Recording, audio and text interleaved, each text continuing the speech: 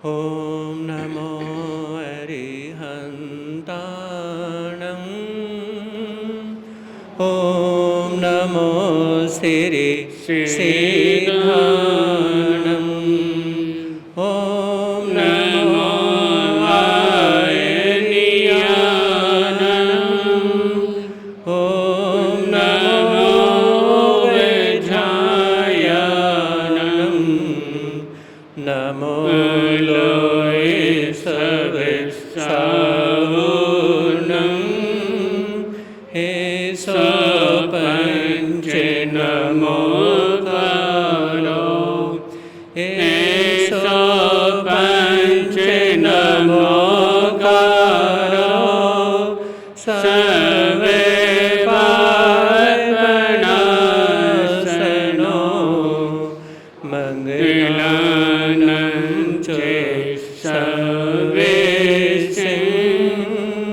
परममेव वै मंगलं मंगलानं च सर्वेशं परममेव वै मंगलम्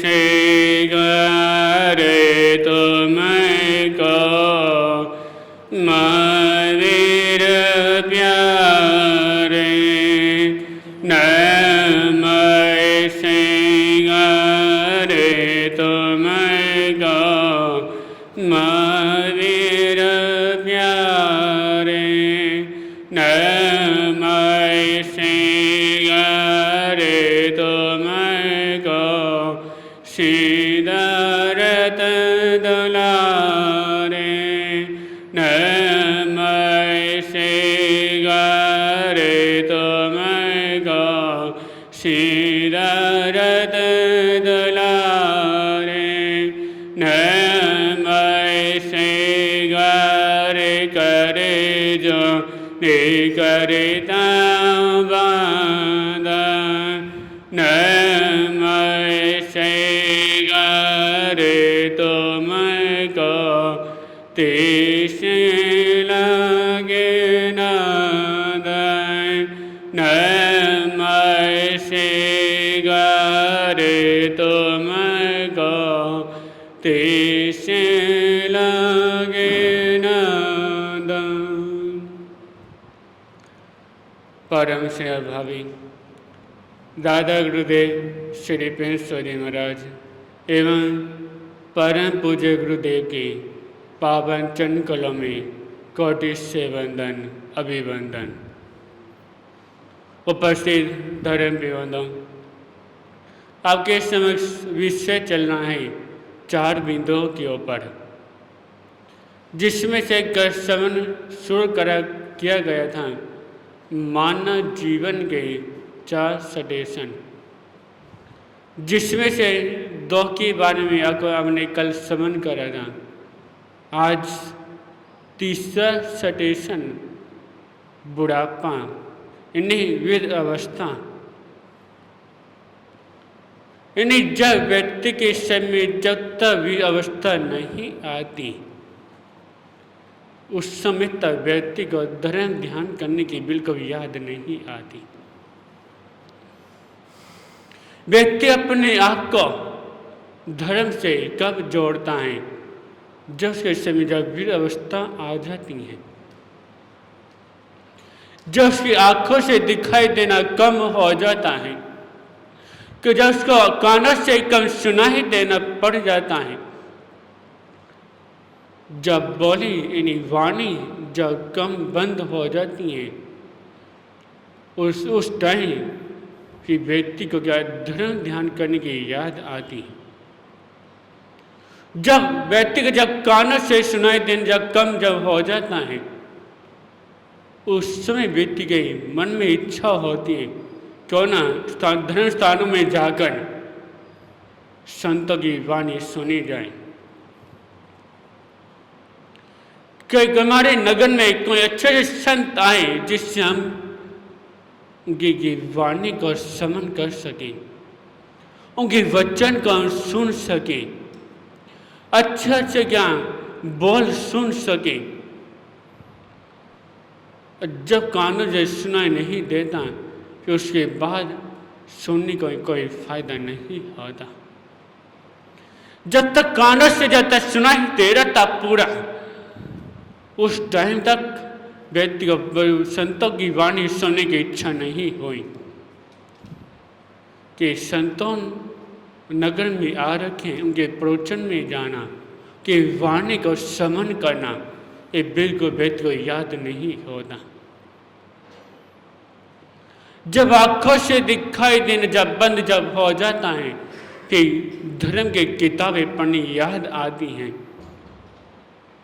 फिर उस समय व्यक्ति का सोचता है कि मैं बड़े से बड़े शास्त्र पढ़ लूँ, जो संतों ने जब अपनी जो किताबें जो लिखी है धर्म की, उसको पढ़ूं।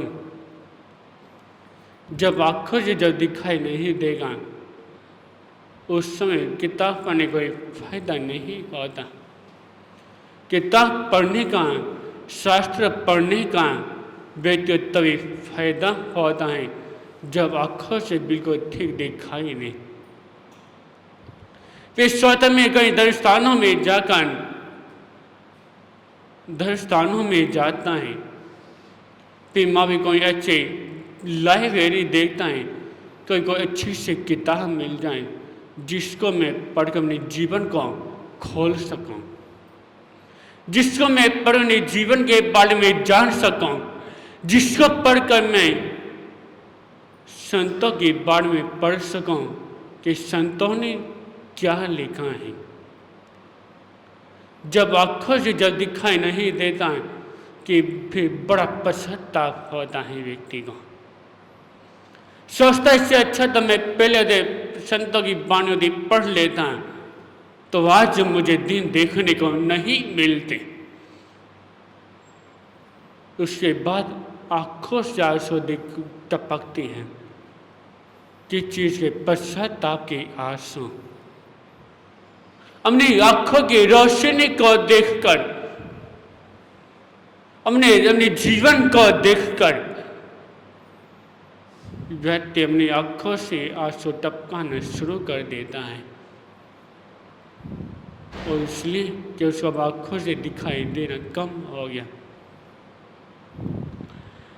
व्यक्ति अपना शरीर फिर सोचता है हाथों से दान करो। जब हाथ कांपने शुरू हो जाते हैं, जब हाथों की ताकत खत्म हो जाती है, जब हाथ कुछ भी काम नहीं कर पाते, उस समय व्यक्ति को दान करने की इच्छा होती है। कुछ सोचता कि अपने हाथों से कुछ पुण्य के कार्य करूं जिससे मेरा वीर अवस्था अच्छी से व्यतीत हो सके। फिर सोचता है कि कोई ऐसा कार्य करूं जब मेरी मौत आए तो सारे लोग मुझे याद करें। जब हाथ काम नहीं करेंगे, जब हाथ लकड़ाएंगे, हाथ कांपेंगे, फिर उस समय व्यक्ति अपने हाथों से कोई भी काम नहीं कर सकता।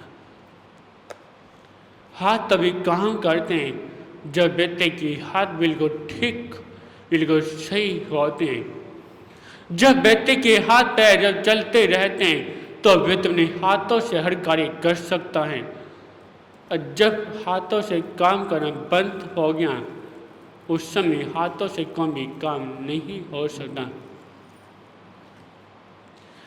जब व्यक्ति की जब पैरों की ताकत खत्म जब हो जाती है, जब पैरों जब हाथ में जब लकड़ी जब आ जाती हैं, एक एक कदम चलना जब मुश्किल हो जाता है व्यक्ति का, फिर तीर्थ यात्रा करने की मन में इच्छा होती है। अपने बच्चों से कहते हैं कि मुझे क्या तीर्थ ले चलो, मुझे महावीर लेके चल, मुझे तिजारा लेके चल, जिससे मैं तीर्थ यात्रा कर सकूं। जब एक एक कदम चलने जब मुश्किल हो गया उस समय व्यक्ति को किसकी तीर्थ यात्रा करने की इच्छा होती है। दोनों स्थानों में जाने की इच्छा होती है। जब वृद्ध व्यक्ति जब अपने बच्चों से कहता है कि मुझे दोनों स्थानों में लेके चल, या अपने पोतों से कहता है कि बेटा मुझे सहारा देकर मुझे धर्म स्थानों में लेके चल, जब उसके बच्चे या उसके पोते जब उसका सहारा जब छोड़ देते हैं, फिर उसको बड़ा पश्चाताप होता है कि आज मैंने बहुत बड़ी भूल करी।